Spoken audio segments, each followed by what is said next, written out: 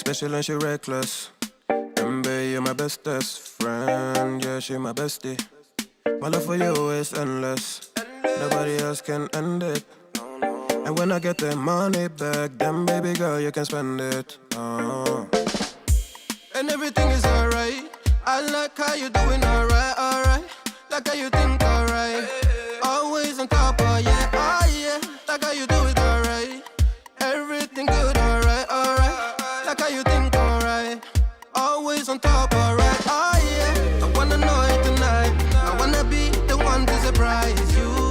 Wake you up in the morning. I wanna be the one that you calling. Cause I see you in the future with me. I wanna meet you. Love best friend and big family. I'm the storm in your dream, making wet dreams come true. She know she bad, but I don't bad. She a gunshot that blew my mind. No distance, I come by my side. Everything is green over here. Everything you want and think about. Now I got your back all the way. And everything is alright. I like how you doing alright, alright. Like how you think alright. Always on top, oh yeah, oh yeah. Like how you do it alright. Everything good, alright, alright. Like how you think alright. Always on top, alright, oh yeah. I wanna know it tonight. I wanna be the one to surprise you. Wake you up in the morning. I wanna be the one that you calling. Cause I see you in the future with me. I wanna meet you. Love best friend and big family. Me and you, we can be something we want to. When I see the dream we're chasing true, and don't care for me, yeah, yeah. Luckily we're free to be first class, riding casually, oh yeah. I wanna know it tonight. I wanna be the one to surprise you. Wake you up in the morning. I wanna be the one that you calling. Cause I see you in the future with me. I wanna meet you. Love best friend and big family. I wanna know it tonight. I wanna be the one to surprise you. Wake you up in the morning. I wanna be the one that you calling. Cause I see you in the future with me. I wanna meet you. Love best friend and big family.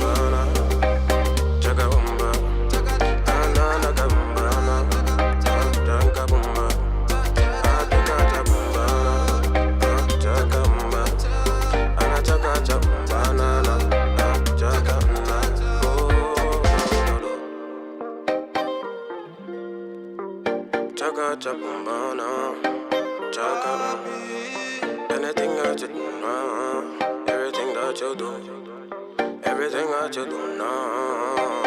Oh, no, no, no, no, no.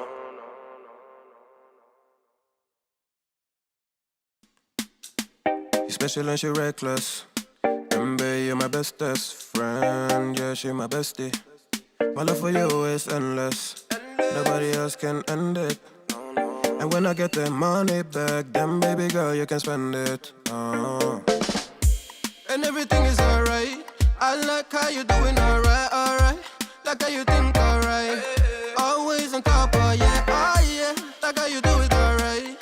Everything good, alright, alright. Like how you think alright. Always on top, alright, oh yeah. I wanna know it tonight. I wanna be the one to surprise you. Wake you up in the morning. I wanna be the one that you calling. Cause I see you in the future with me. I wanna meet you.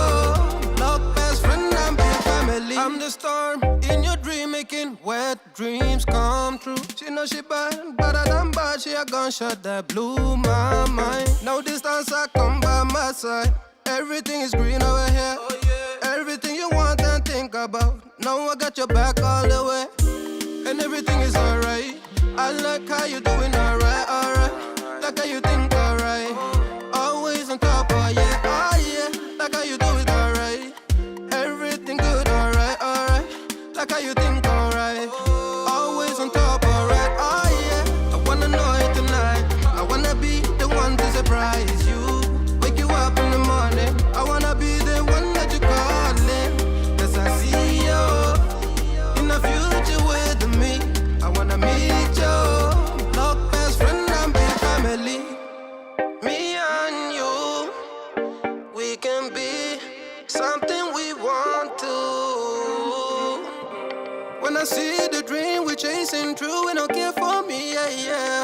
Luckily, we're free to be first class, riding casually. Oh yeah. I wanna know it tonight.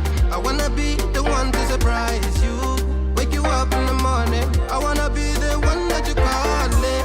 'Cause I see you in the future with me. I wanna meet you. Look, best friend and big family. I wanna know it tonight. I wanna be the one to surprise you.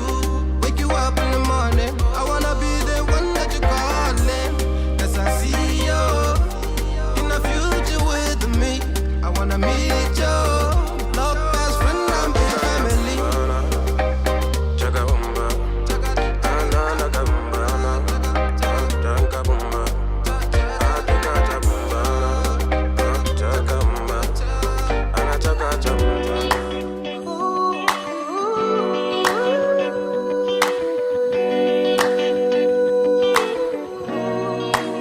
God must be a genius, or me and you wouldn't be here. I know this was everything. I don't believe in coincidence. I know, God's a genius, so everything goes down for a reason. I know that you're everything. I don't believe in coincidence. All right, what's up, everybody? How you guys doing today? Tristan Barracks here for another episode of Livestream Mondays, but it's actually a Tuesday, so it's not really a Livestream Monday. It's more of a Livestream Tuesday. But I wanted to still jump on here because I missed last night. And the reason why I missed last night, actually, I have a really funny story. I don't have a really funny story. It was just I had a lot of work I had to do, but on top of that, I was just coming off of a long weekend. And for those of you that are in Canada or in Ontario, we have a holiday called Family Day weekend. For those of you that are in the States, I think you guys celebrated President's Day or something like that. Anyways, hello to all you guys. I just played a little quick video for you guys of a little Valentine's Day tribute that I created for my clients, for my clients on Valentine's Day on Sunday, just to celebrate, because you guys know I have a bridal brand. But anyways, nevertheless, I just wanted to come on here really quickly, say what's up, and talk to you guys about a topic. I was actually going to talk to you guys about 5 ways to kind of stay motivated and stay professional every single day. I think I'm going to do that next week because something really interesting happened to me today, and I wanted to kind of get into it. And it had to do with, you know, the I wouldn't even say the struggle of being a Black creative, but just the realities of being a Black creative. So I was I get a lot of spam. I don't know about you, but I get a ton of spam. A part of, you know, the reason why I get a lot of spam is my own fault. I sign up for everything. I'm just one of those guys. I have too many accounts, and trust me, follow me on this. I'm taking you somewhere. So I get a lot of junk mail, and obviously with any account that you create, you get more emails, you get more marketing material. And today I got some marketing material from a website. I won't say what website or what business it is, but it's a pretty notable business, and it was a Black history. It had to do with Black history because obviously we're still in February. It's February 15th or 16th today.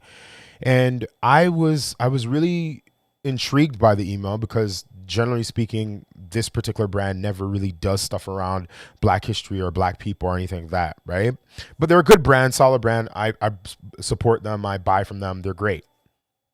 And they basically created a very basic sort of product or service in honor of Black History Month. And for some reason, follow me guys, for some reason, this sort of way that they were celebrating was really, really like super obvious and super lowbrow and kind of like the most easiest thing that they could have done to celebrate Black History Month. And it kind of sparked up this thing in me to reach out to them. And a part of it is because I kind of know some people that work there, and I wanted to really challenge the status quo and challenge the thought process that they were approaching Black History Month and Black education, and just celebrating Black excellence in general. So I sent an email, and in the email I said, you know, you guys have a really huge platform. You guys have an opportunity, not just to do this one small sort of symbolic gesture, especially because of the content and the things that you create are from Black culture. I think you guys have a responsibility and you have a giant opportunity to really put Black creatives and Black professionals and Black content creators on your platform. And I didn't know how they were going to take it. I essentially said that in the email. It was a little bit longer than that, but essentially that's what it was. But I was willing to kind of take the flack for that, because I just felt like this is not the time as a creative of color or a Black creative to sit idly by and just see people take your ideas or take, you know, Black content or Black culture, repurpose it, you know, whitewash it or whatever else, and then repurpose it and sell it back to you or sell it back to the masses. So the thing that I really wanted to do, and I don't think every company does this, but I just felt like this company in particular, they could have done better. And I said it to them. I sent them an email, and a few hours later, they sent me a reply back saying that they were super thankful that I reached out to them. They really appreciated the email. They got what I was saying, and they wanted to have a conversation with me, a broader and larger conversation with me about how they can be more inclusive. And also they want to share with me some of their intentionality behind trying to be more open to sharing their platform with people that are more diverse, because they're not as a diverse company, at least not in a part of the world that they're in. Anyways, I say all that and I tell that story because I think it's really, really important as people first, that we understand and we're empathetic to people's perspectives. And I do want to say kudos to that company, because they could have just said, F you, we're making money, doesn't matter, you don't matter, like whatever, we're going to do what we got to do. Who are you to tell us how to run our business? But they had enough self-awareness and enough empathy and enough emotional intelligence to understand that I wasn't trying to say that they were bad, but I was trying to shed light on the opportunity that they had to be better and to be more aware and more intentional about celebrating Black culture and Blackness and Black excellence. And I think this is what leads into today's topic, the whole idea of being a Black professional, Black creative professional.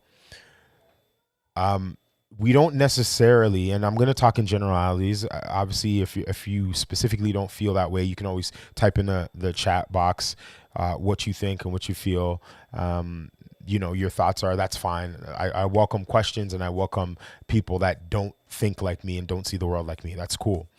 But I think that in general, as Black creatives, we always have to be in a posture of not being too offensive, and at the same time not wanting to or having to educate and be the ambassador of all Black people. And it's a tricky thing, because it's like, it feels like, this is what it feels like as a Black creative. It feels like you can't just be a good filmmaker, storyteller, or artist, photographer, or cinematographer, or poet. It feels like everything that you create and you make is super important the larger your platform becomes. So the reason why I say that is because it just feels like if you are doing something totally just for yourself, and it's just craziness and it's just funny and it's foolishness or whatever else, that still becomes a reflection of the body of people that you're coming from, the Black people, the Black community you're coming from, right? If you are doing something really, really intentional and really, really focused and super serious, that also can become a reflection of the Black community, right? Even though we're not a monolith, even though we're a group of people within a group of people within a group of people, the reality is that when we're externally facing people that are not a part of the Black community, there's just a lot of generalities and a lot of things that we're made to kind of defend and represent. And that's why, again, as a creative professional, I'm very aware and very sensitive and very self-conscious of what kind of work I do and what kind of work I put out there, because it's not good enough for me, at least, to just put out any type of work without being intentional about how it's representing myself as a storyteller, but then also my community. And I'm not sure if that's how it is in other communities. Outside looking in, looking at, people that are from other communities, it doesn't feel like they're under the same amount of expectation or the same amount of weight or pressure that, individuals that are in the Black community are. But I can only speak from a Black perspective. Does that thing come? Oh, no, you have no shirt on. No, my son's saying good night to me. Good night. Love you. So I would really love to know your thoughts. I mean, again, this is just an open dialogue. The idea is, how do you feel if you're a non-Black creative? Do you feel like you have to represent your community when you're creating what you create? Or do you feel like when you look at Black creatives that they sort of like represent the spectrum of Blackness? Or are you a Black creative, and do you feel like as a Black creative that sometimes it is challenging? You do feel the pressure to not compete, but to try and represent the best parts of being Black, right? Like, I always think to myself when I'm creating a piece, and this is aside from like client work, but when I'm creating a piece, like it can't just be mediocre, because mediocrity is not good enough for us. You know what I mean? I feel like mediocrity is something that other groups can maybe get away with, but we can't necessarily get away with. I want to say we Black creatives. And again, this is my perspective. So again, if you have a different perspective, that's cool. I do want to share with you a win and something that I'm really excited about. And I may have shared it with you last week, or I kind of shared what we were doing. But 2 weeks ago, I had the opportunity to film with O'Shane Howard, and we were filming for the Hudson Bay Company / Top Shop Canada, and we were working on a campaign for them, a Black History campaign. It got launched, or it was launched last Tuesday, and I want to show you a couple of the spots that we created. So O'Shane was directing, and then I was shooting and editing, and yeah, I just want to show that to you. So check this out and enjoy. My name is Brianna Roy, and I'm a photographer based out of Toronto. Black creatives matter because they do. We are the trendsetters, we are the creators. Our voices matter, what we do matters, and the world needs to see that and acknowledge that. Initially, I began photography because I just wanted to document what I saw, and then that progressed into me realizing I had a voice and I wanted to use it. So I used my photography to use that to document the marginalized communities that I'm a part of and the various intersections that I am also a part of. Not only do we lack representation within the media, but behind the camera, the storytellers that are telling our stories aren't us. And I just want, particularly Black queer people to know that it is possible to be successful, that it is possible to succeed in an industry that's not made for us. So that was Brianna, and Brianna is a multifaceted, amazing artist, amazing photographer out of Toronto, and Toronto, Canada. And I think she brings up a lot of different points. I won't necessarily speak to the queer aspect because I'm not queer and I haven't been in that space, so I don't want to speak on their behalf. But one thing I will say is the idea that, the Black creative is important because we are the authentic voices of the Black experience. Therefore, our voices should be elevated, or we should be given opportunities to elevate our voice, to share our stories, is something that I really feel strongly about. Because I think that there have been many times where our stories have been told without including our voices. And that would be akin to, somebody making a Holocaust documentary or film and not having Jewish people and Jewish voices in the room speaking about that. It's just really, really important to have people that have firsthand knowledge, but then also have the unique experience of being said group of people that have gone through a certain struggle or a certain level of insight and have a certain level of perspective that will only enhance the story, right? And I think that although I celebrate and I welcome other creatives from other genres and other cultures and other backgrounds and other creeds and races, I really do believe that this is the time and this is the opportunity where Black voices and Black creatives need to be elevated so that they can now share their perspective and their knowledge and their put their thumbprint and their DNA on these stories, whether it's, racial inequality, whether it's, superhero genres and comic book movies and black superheroes, whether it is, wedding films, whatever it is, I think that there is a giant opportunity for Black creatives to speak and to speak clearly and decisively and intentionally. Here's another piece that we did that features an artist named Yemi. My name's Adeyemi Adekbazan, and I'm an artist. Black creatives are important because for a long time we haven't really gotten the opportunity to tell our own stories.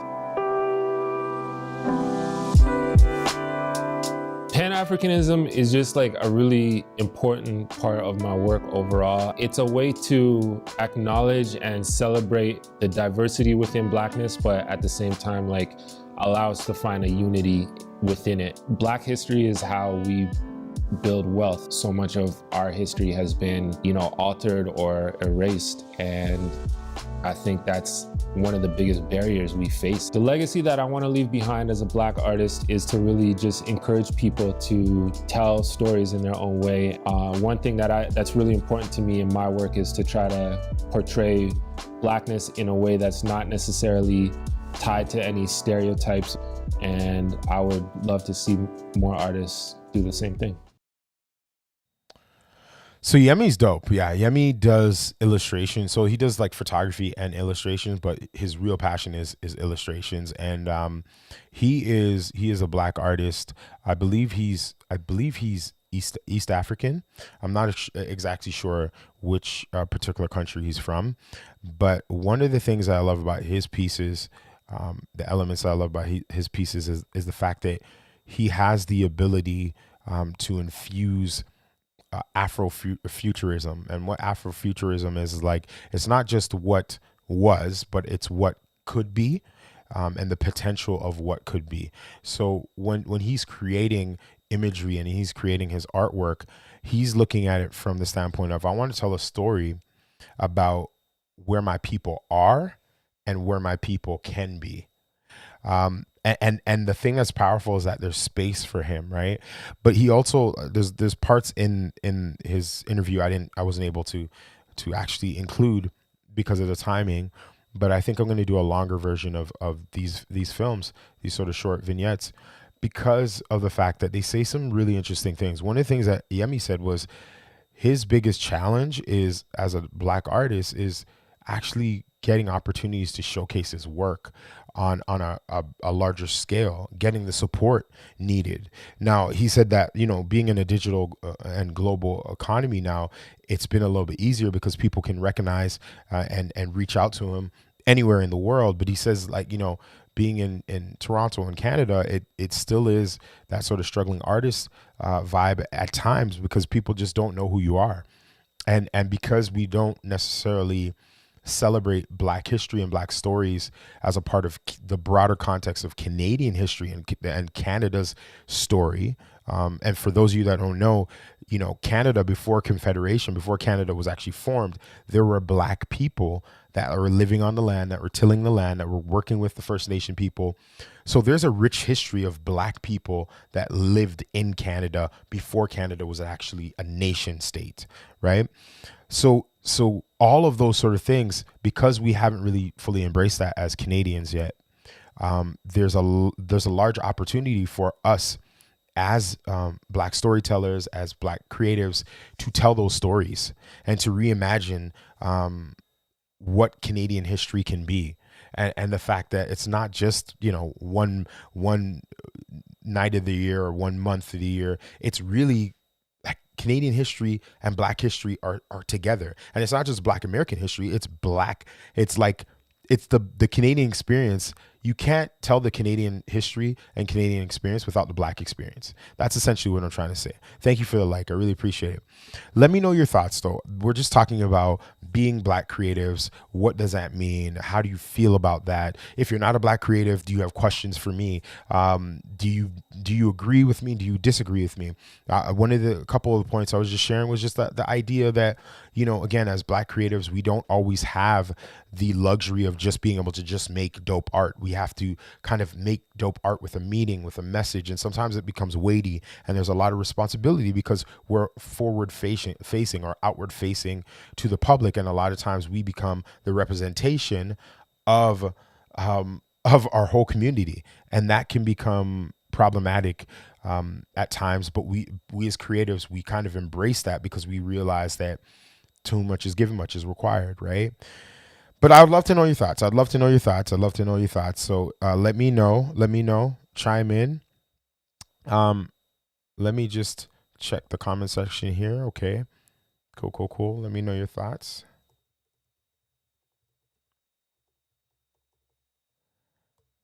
The other thing I want to share with you guys was I did just drop a new YouTube. I dropped actually a brand new YouTube, 2 new YouTube videos. Let me pull up one of the YouTube videos because I think you guys might get a kick out of this one. I'll just actually pull up the very first few seconds of it. So I actually came out with 2 videos. So one video was my studio setup. Then the other video was hey, how you doing? Oh, great to see you. Thank you so much. Appreciate for joining us. I'm just talking about Black history and being a Black creative. Bridges listen, let me tell you something. Bridges Cinema, I look up to them. They are one of the top cinematography creative storytellers in North America for sure. Met them about 4 or 5 years ago. It's a husband and wife duo. They are amazing and super, super chill. And big ups to you guys. And they live in one of the best cities in the world, Miami.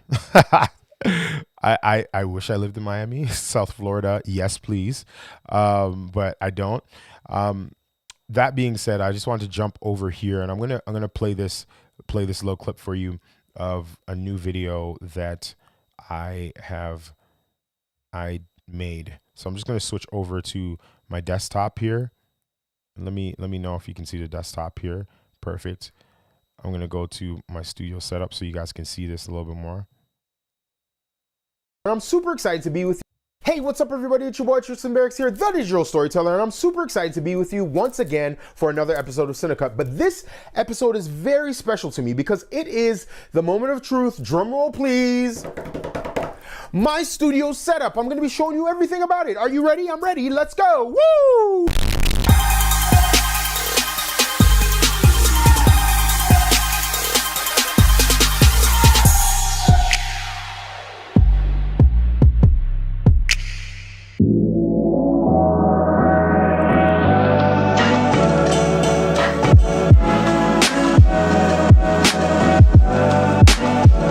Now I'm just going to let this run in the background. I'm going to let this run in the background because I just wanted to kind of speak to certain things. So for those of you who have been following me for a long time, you know how arduous the process was for me to essentially get my basement redone. Because for 5 years, the first 5 years of me living in my house, I didn't have my studio set up at all. And literally it was just all concrete walls, a little bit of insulation, no framing. It was just like a damp spot, right? And over the course of 2020, I decided to finally do my basement and fix it the way I wanted it to be fixed. And that's why I've been showing all these clips throughout this video, because I really wanted to show people that like this didn't just start yesterday. It was like a long process of thinking about how I wanted to create the space, how I wanted the space to flow, how I wanted it to feel. And I think that the reason why I want to share this was because a lot of people have been in this sort of place where they don't know how to create, right? Because they're used to renting out a studio space or being outside and whatever else, and they don't have an allocated, dedicated space to create. And one of the things one of the ideas of this video that I want to give to the viewers like yourself is this idea of like, just, you got to assign a space to everything, including where you work, where you edit, where you film. And I think that it doesn't have to be, you know, an 800 square foot place. I think it's 400 or 500 square feet, but it doesn't have to be that large. It could be small. It could be just a corner of your bedroom. One of my fellow YouTubers, she just uses her bedroom as her YouTube space and her content creation space, because that's all she can afford. That's all like the space that she can afford. But I think it's really important to be intentional about, okay, I want to make this space my own, right? Because once you do that, then it becomes now not if you're going to create, it's really when you're going to create. And you now have an area where you can say, okay, this is my creating area. This is my zone where I can think about what I want to create and then push it out and pump it out. But sometimes what becomes really a deep barrier for a lot of creatives is just this idea of like, I gotta, you know, set up and tear down. I got to find a new space. I got to clear up this area so then I can shoot again and film again. And all of those things go back to taking you away from what you do well. If you're a content creator, you want to create content. You don't want to always have to be rejigging your whole workspace or your whole living space. So, you know, watch this when you get a chance. If you want to watch it, it's all good. If you don't want to watch it, if you just want to watch segments, I have it in chapter form. But I want to kind of show you this because I've been really just blessed hearing some of the feedback from people in terms of people just saying, man, I have just, you know, greater ideas and a greater perspective of how I can redo a spot in my house. Or, you know, you've given me motivation to like find a spot in my house to do more work inside of my home. You know, again, for those of us that are kind of have to stay inside or stay close to our home. So again, check it out if you get a chance. That'd be dope. I'm going to close that. The other video that I want to show you or tell you about really quickly was just, I just released a new video about Uppbeat, the website. I shared it and discussed it with you, with a lot of you guys a few weeks ago. Uppbeat is a royalty-free music website. And when I say royalty-free, it's not just royalty-free, meaning it's white labeled or whitelisted. Your content is, if you put in the right credentials, but it's also free. You get up to 10 free downloads per month to create your videos and to create, you know, whether it's videos for downloading, for creating for YouTube, for your podcast, for a whole bunch of different things. Thank you for that comment. I really appreciate it. Thank you. I'm trying to create some content. I'm trying to keep people inspired. But the whole idea behind it is that, you know, you don't get bogged down again by trying to search and spend a lot of time searching for music, good music. This place has tons of great music. Uppbeat is really cool. Check it out. You can check out the video. I do have an affiliate link. It does help the channel, but you don't have to use the affiliate link if you don't want to. You can just sign up on your own. That's totally fine as well. I would just encourage you to check it out, because if you are a content creator, if you are doing stuff internally for your company, if you're doing stuff for yourself, a vlog, whatever else, and you just need good content, good music, check them out because they're really good. That being said, I think I'm going to log off now unless you guys have questions. I'm going to give a few seconds for questions, because I know for a fact that many of you always have last minute questions. So if you do have questions, please send them along here. Please and thank you. I am just typing in here.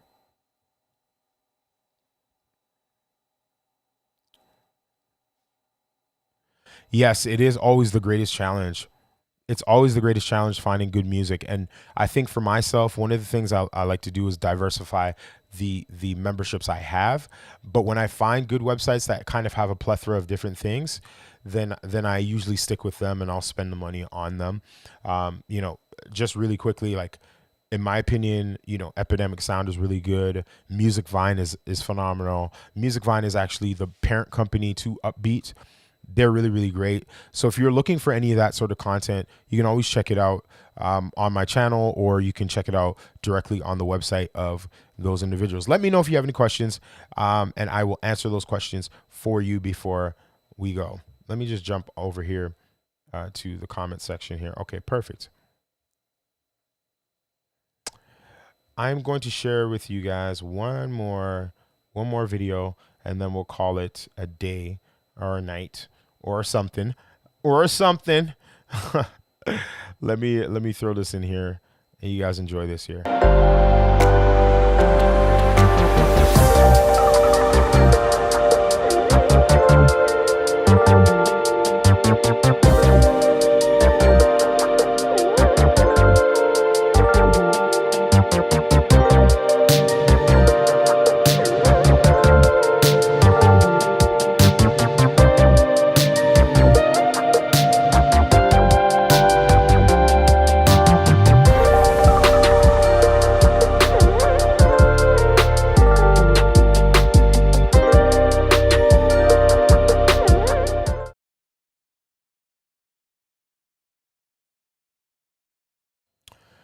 Yes.